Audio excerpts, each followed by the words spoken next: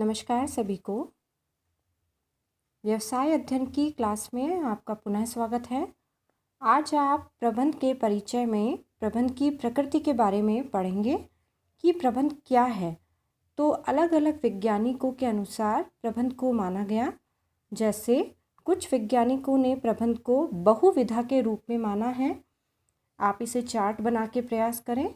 कुछ ने इसे कला के रूप में कहा और कुछ वैज्ञानिकों ने विज्ञान के रूप में माना।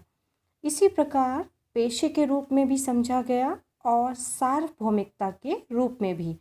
तो वही बात कि अगर पूरा निबंधात्मक प्रश्न होता है तो ये सभी आते हैं, परंतु जहाँ तक है इसका एक एक पार्ट आपको समझना ज़रूरी है। जैसे सबसे पहले फर्स्ट है कि प्रबंध बहुविधा कैसे है।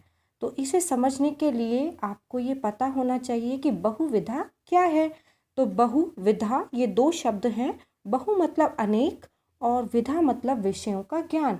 इस प्रकार हम कह सकते हैं कि प्रबंध के सिद्धांतों का निर्माण करते समय जो बहुत सारे विषयों का ज्ञान सम्मिलित किया जाता है, इसीलिए प्रबंध को बहुविधा के रूप में माना गया।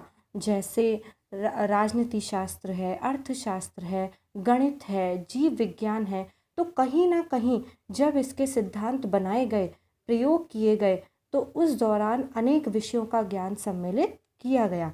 तो हम ये कह सकते हैं कि हाँ, प्रबंध बहुविधा के रूप में है, क्योंकि इसके सिद्धांतों को बनाते समय अनेक विषयों का ज्ञान सम्मिलित किया गया है।